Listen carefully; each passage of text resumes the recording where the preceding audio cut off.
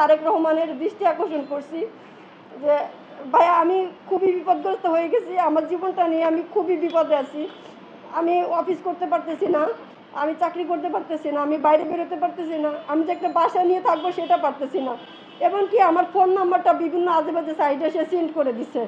সত্যি কথা ভাই, আমি দেখাইতে পারবো। খুব বাজে বাজে জায়গা থেকে ফোন আসে আমার ফোনে, এখন আমি সেটাও কিছুই করতে পারতেছি না। আমি এখন রাস্তায় বেরোতে পারি না, প্রতিনিয়ত আমাকে মেরে ফেলার হুমকি দিচ্ছে। এখন আমি আমার জীবনের নিরাপত্তা চাচ্ছি। বাংলাদেশ গভর্নমেন্ট বলেন আর তারেক রহমানের দৃষ্টি আকর্ষণ করছে, বিশেষ করে যে দলীয় পাওয়ারে সেই কাজটা করতেছে। ফয়সাল রেজা আমার হাজব্যান্ড আমার মামাকে ফোন দিয়ে বলল যে মামা, আপনার ভাগ্নি আমার অফিসে, বিএনপি অফিসে যেয়ে আমার দলের ছাত্র দলের সভাপতির কাছে কমপ্লেন করছে। আমি আপনার মেয়েকে যেখানে পাবো টুকরো টুকরো করে কেটে ওর লাশটা আমি কুকুর দিয়ে খাওয়াবো। আপনি আপনার মেয়ের লাশটা রিসিভ করার জন্য রেডি থাকেন। এই যে কে কে আমাকে কত ধরনের বাজে বাজে হুমকি দিছে, মেরে ফেলার হুমকি দিছে। বলে যে এখন বিএনপি দেশ চালাচ্ছে, বিএনপির হাতে রাষ্ট্র ক্ষমতা, আপনি আইন আদালতে গেলেও বিচার পাবেন না। তো এখন তার প্রয়োজন পড়ে গেছে, সে এখন তার দল ক্ষমতায়, তার ভাষায় এটা যে আমার দল ক্ষমতায়, আমি বিএনপি দেশ চালাচ্ছে, আমার এখন তোমার মতো ওয়াইফ দরকার না, আমি আমার মতো করে আমার ফিউচার গড়ে নিব। আমি, ওর পেশা হচ্ছে রাজনীতি, ওর রাজনীতি পেশা, যেহেতু ও বিবাহিত, এটা জানলে ওর রাজনীতি পেশা হিসাবে নিচে যেত, এটা সে থাকবে না। এটা সে ভয়ে সে আমাকে আবারও ডিভোর্স। ছাত্র তো থাকার কথা না, এটা আপনারা আসলে খোঁজ নিলে পারবেন। বাংলা কলেজ ছাত্র দলের কমিটি সবাই এখানে বিবাহিত, এবং এই লোকগুলোই আমাকে সবসময়ের জন্য অ্যাটাক করতেছে। সবাই তো সংসার করতেছে এবং কেউ কেউ ঝামেলাও করতেছে, তাদের ওয়াইফরাও আমার সাথে যোগাযোগ করে। একজন তো প্রেগনেন্ট, সে মেয়েটা সারাক্ষণ ফোন দিয়ে কান্নাকাটি করে, দিগন্তের ওয়াইফ। ওনার সঙ্গে আমার বিয়ে হয় 2023 সালের মার্চের 28 তারিখে। এরপর থেকে আমরা একসাথে সংসার করি, একসাথেই থাকি। আর মেন বিষয়টা হচ্ছে সে তো পুরোপুরি বেকার ছিল, তার কোনো কাজ ছিল না, তার পুরো দায়িত্বটা আমাকে পালন করতে হয়েছে। এমনকি তার ফ্যামিলিতেও সে টাকা পাঠাইছে আমার থেকে টাকা নিয়ে। তার দুইটা ভাই মালয়েশিয়া গেছে, সেখানেও আমাকে 3 লক্ষ টাকা দিতে হয়েছে। এমনকি সে টাকা না দিলে টর্চার করতো। প্রথম 2-3 মাস ভালোভাবে সংসার করছি, কোনো ঝামেলা করে নাই। এরপরের থেকে তার চাহিদা শুধু টাকাই চলে গেছে আমার, সে শুধু টাকাটাই চেয়ে গেছে যে আমার টাকা লাগবে, এই পারপাস ওই পারপাস, তার মাকে পাঠাইতে হবে, তার মা সুদের থেকে টাকা ঋণ করছে, সে ঋণ আমাকে শোধ করতে হবে। তারপরে সে তো বলতো যে তা রাজনীতি করতে, এটা আমি জানতামই না, পরে জানতে পারছি। সে মূলত বলছে তার একটা বাইং হাউসের বিজনেস আছে মোহাম্মদপুরে, তার এক ফ্রেন্ড দিদার, সে সহ শেয়ারে তারা ব্যবসা করে। দিদারের সঙ্গে আমার পরিচয় করে দিছে।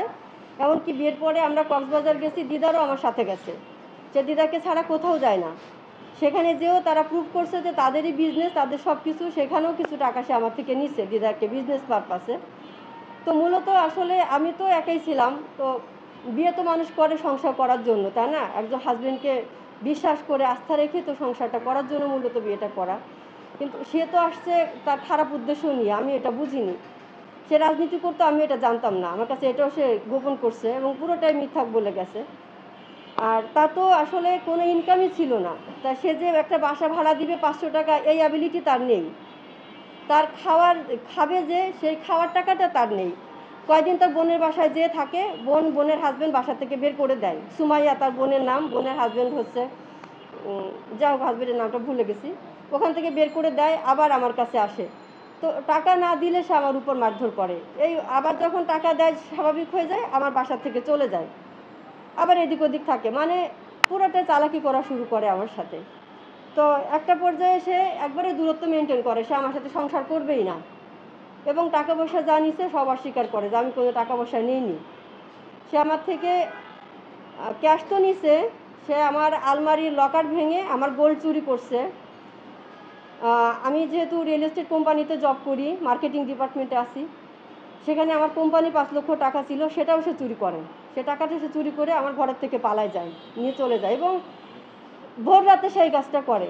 এবং আমার কাছে প্রত্যেকটা কথার ডকুমেন্টস আছে, কল রেকর্ড আছে তার, আমি প্রত্যেকটা কথা প্রমাণ দিতে পারবো। সেইভাবে করে দিয়ে যায়। আমি যখন আর না পারি না অত্যাচার সহ্য করতে, তখন তার এলাকার রাজনৈতিক কিছু বড় ভাই ব্রাদার, যাদেরকে আমি চিনতাম তার গ্রামের, তাদেরকে আমি ডাকি এবং তারা এসে আমাকে হেল্প করে। হেল্প করলে সে তাদের কাছে আবার প্রতিশ্রুতি দেয় যে না, আমি সংসার করব, আমি ভুল করছি, যা করছি, আমি ওর সাথে মিলেমিশে থাকতে চাই, আবার সংসার করতে চাই ওর সাথে। আবার সে আসলো, এসে কয়েকদিন ভালো থাকলো, আবার সে টাকা পয়সা নিয়ে চলে গেল আমার থেকে। মানে টাকা ছাড়া সে কিছুই বুঝে না। ফাইনালি সে গত বছর কুরবানি ঈদে সে আমার কাছে 1 লক্ষ টাকা দাবি করে, লাস্ট কুরবানি ঈদে, যে আমাকে 1 লক্ষ টাকা দাও। আমি ওই মুহূর্তে 1 লক্ষ টাকা কোত্থেকে দিব? সবসময় তো টাকা থাকে না ভাইয়া। আমি যে টাকাগুলো ইনকাম করছি, জমা করছি, তার সব কিন্তু সে নিয়ে গেছে। একেবারে আমাকে নিঃস্ব করে দিচ্ছে সে। মানে আমি যখন ঘর ভাড়া দিয়ে থাকবো, আমার এই অ্যাবিলিটিটা এখন নাই। সিচুয়েশনটা এই পর্যায়ে গেছে। আমাকে বলে যে আমার ঈদের শপিং লাগবে, আমার ঈদের শপিং করে দাও। আবারও সে 25,000 টাকা নিয়ে বসুন্ধরা যায় শপিং করতে। শপিং করে সে ওই টাকা নিয়ে ঈদে বাড়ি গেল।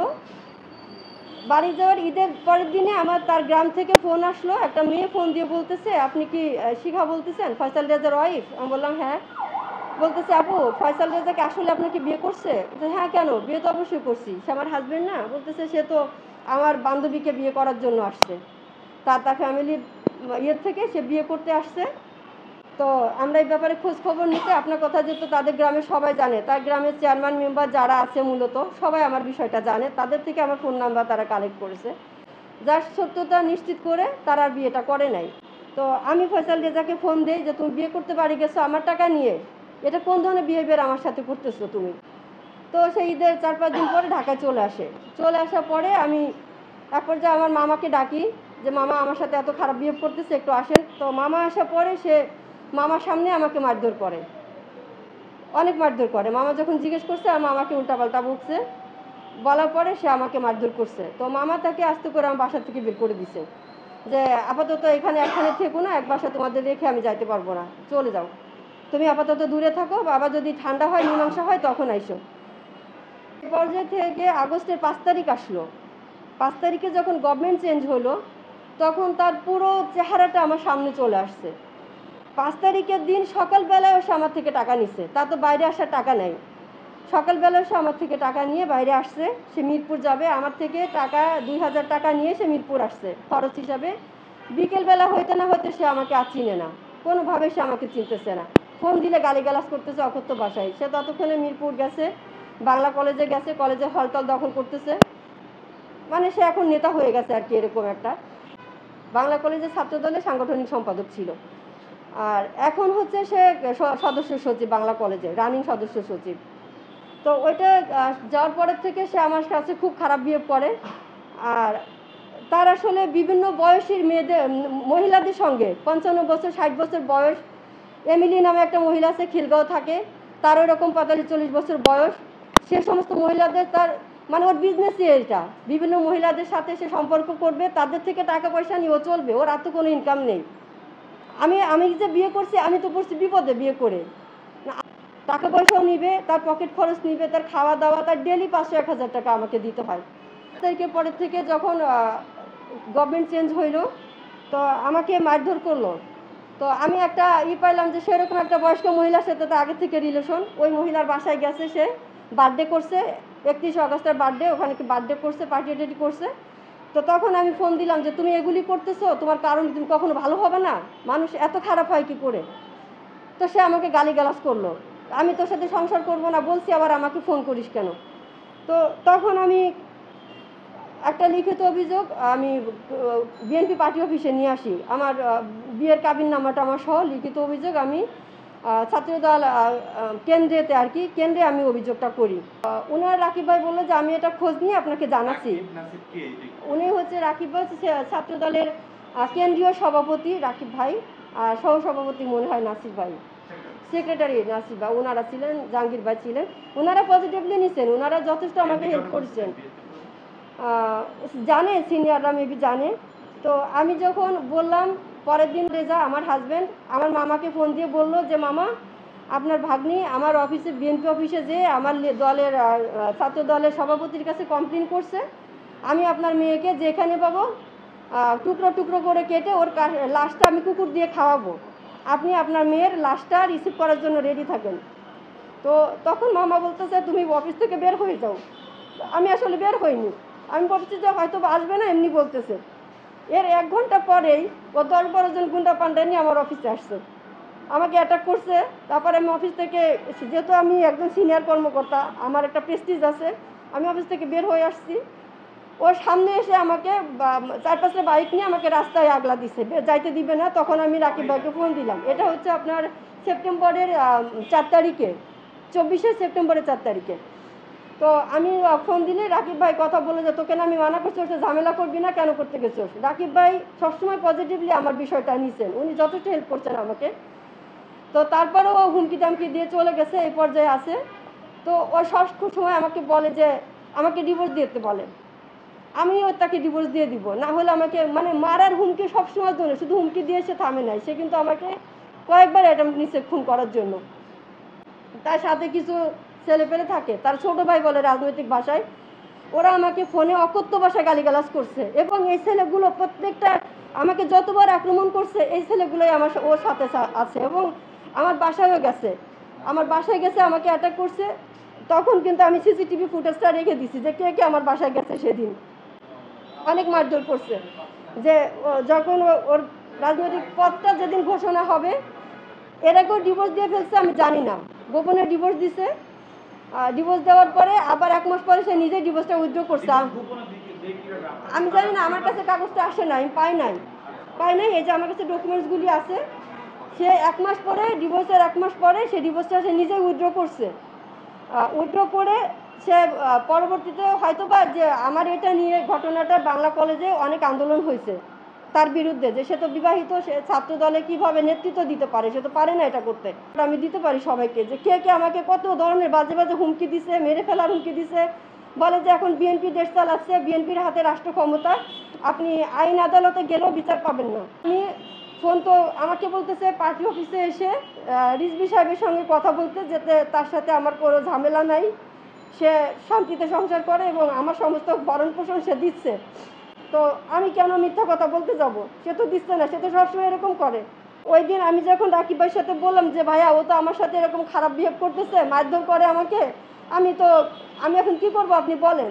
ভাইয়া বলল যে ও তো সংসার করতেই হবে তোমার সাথে, আর আমি আছি তোমার বড় ভাই, তুমি যে কোনো সমস্যা আমাকে বলবা, আমি হেল্প করবো। ভাইয়া সবসময়ের জন্য পজিটিভলি ছিল আমার দিকে, আমি ভাইয়ার বিরুদ্ধে কোনো কমপ্লেন নেই।